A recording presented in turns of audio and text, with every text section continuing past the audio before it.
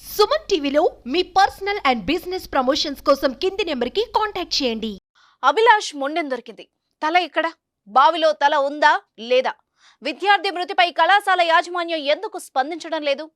అభిలాష్ మరణం వెనక కాలేజ్ పాత్ర ఏంటి? సుమన్ టీవీ కథనాలకు అప్రమత్తమై యంత్రాంగం ఎలాంటి నిజాలను బయటకు తీసుకొస్తోంది?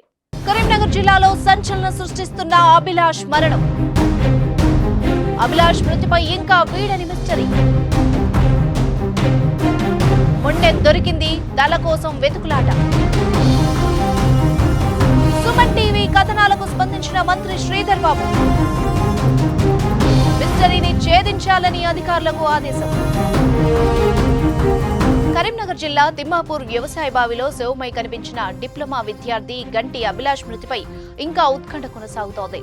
మార్చి 1న అదృశ్యమైన అభిలాష్ 27న వ్యవసాయ బావిలో శవమై తేలాడు. మొండెం మాత్రమే ఉండి తల దొరక్కపోవడం సంచలనంగా మారింది. సుమారు 7 రోజులుగా తల కోసం పోలీసులు వెతుకుతున్నారు. బావిలో నీరు తొలగిస్తే తల దొరికే అవకాశం ఉంటుందని భావించి మోటార్ల ద్వారా నీరు తొలగించినా ఇప్పటికీ ఆనవాళ్లు దొరక్కపోవడం మిస్టరీగా మారింది.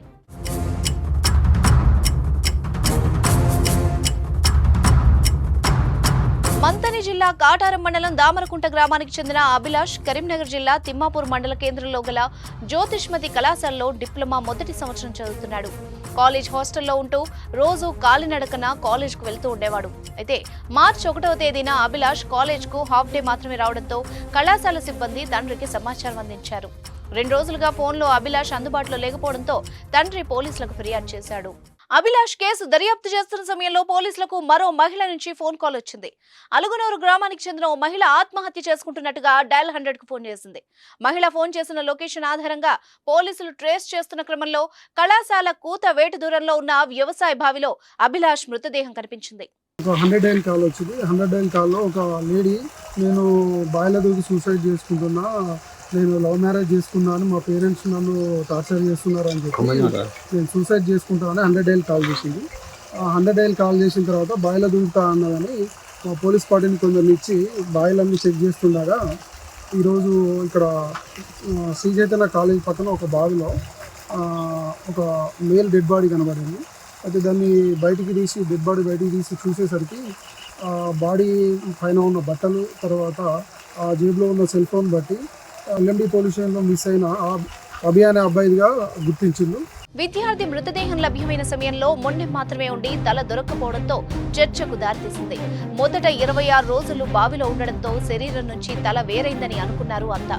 కానీ అభిలాష్ మృతదేహం లభ్యమయ్యి 7 రోజులు గడుస్తున్నప్పటికీ తల దొరక్కపోవడంతో పలు అనుమానాలు వ్యక్తమవుతున్నాయి. కాలేజ్ హాస్టల్లో ఉంటూ అదృశ్యమైన విద్యార్థి కనిపించకపోతే ఆ కాలేజ్ యాజమాన్యాన్దే బాధ్యత. కానీ ఇక్కడ జ్యోతిష్మతి కళాశాల మేనేజ్మెంట్ తీరు మాత్రం విభిన్నంగా ఉంది. అభిలాష్ మృతదేహం లభ్యమైన రోజు తన మృతికి కాలేజ్కు ఎలాంటి సంబంధం లేదంటూ కాలేజ్ యాజమాన్యం ప్రెస్ నోట్ రిలీజ్ చేయడం ఆశ్చర్యానికి గురిచేసింది. అభిలాష్ కుటుంబ సభ్యులతో ఇప్పటివరకు మాట్లాడకపోవడం, వారిని లోపలికి అనుమతించకపోవడంతో కుటుంబ సభ్యులు కాలేజ్ యాజమాన్యంపై అనుమానం వ్యక్తం చేస్తున్నారు. కాలేజ్ లోపలికి వాళ్ళని అనుమతించకపోవడంతో రోడ్డు మీద బైఠాయించి ధర్నాకు దిగిన పట్టించుకోకపోవడం విమర్శలకు తావిస్తోంది.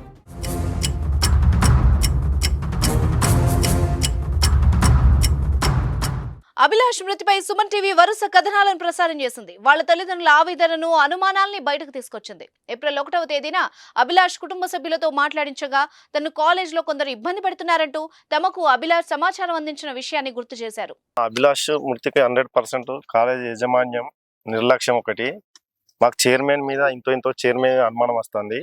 ఎందుకంటే చైర్మన్ మమ్మల్ని ఇంతవరకు కూడా కనీసం బాబు ఈ చనిపోయిన సుంది కూడా మేము ఆయన సంప్రదిస్తున్నాం. ఏనాడు ఆయన మమ్మల్ని కనీసం పట్టించుకోలేదు, బాబు కోసం అడగలేదు. బాబుకి ఏమైంది అని మేము అడిగితే రెస్పాండ్ లేదు.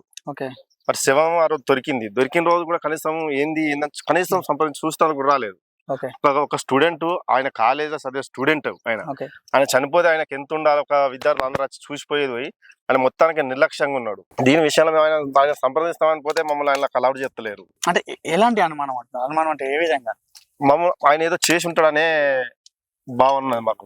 అంటే గతంలో మీ అబ్బాయి ఎప్పుడైనా నాకు ప్రాబ్లం ఉంది బాబాయ్ అని చెప్పేసి ఎప్పుడైనా మీ కుటుంబ సభ్యులతో కానీ మీతో ఎప్పుడైనా మాట్లాడా మీతోనే? కొంచెం టార్చర్ పెడతారు అన్నట్టు మాట్లాడేది. ఇంట్లో ఉండా కొంచెం టార్చర్ పెడతారు అంటే ఈయనకంటే ఆ, పెద్ద స్టూడెంట్స్ ఉంటారు, వాళ్ళ ద్వారా ఈయన కొంచెం ఓకే. బెదిరించుడు అట్లా. నేను ఇల్లు ఉండ బావా డాడీ, ఓకే, మీరు ఏం కోరుకుంటున్నారు ఫైనల్ గా? మా అబ్బాయికి న్యాయం జరగాలని కోరుకుంటాను. తమ కుమారుడి మరణానికి కాలేజ్ యాజమాన్యంతో సంబంధం ఉందని తల్లిదండ్రులు ఆరోపిస్తున్నారు. కాలేజ్ చైర్మన్ పై తమకు అనుమానం ఉందని, న్యాయం చేయాలంటూ సుమన్ టీవీ ముందు తమ గోడును వెళ్లబోసుకున్నారు. కాలేజ్ చైర్మన్ కు డబ్బు పలుకుబడి ఉండడంతో ఎవరూ ఈ విషయాన్ని పెద్దగా పట్టించుకోవడం లేదంటూ వాపోయారు. సుమన్ టీవీతో అభిలాష్ కుటుంబ సభ్యులు మాట్లాడిన వీడియో వైరల్ కావడంతో మంత్రి శ్రీధర్ బాబు స్పందించారు. బాధిత కుటుంబంతో మాట్లాడి వివరాలు తెలుసుకున్న మంత్రి విచారణ త్వరగా చేపట్టాలని అధికారులకు ఆదేశాలు జారీ చేశారు. మంత్రి ఆదేశాలతో అధికార యంత్రాంగం స్పీడ్ పెంచింది. అభిలాష్ ది హత్య ఆత్మహత్య అనేది ఇప్పుడు ఉత్కంఠ రేపుతోంది. ఆత్మహత్య అనుకుంటే తల ఎందుకు వేరైంది అనేదే ఇప్పుడు సంచలనంగా మారింది.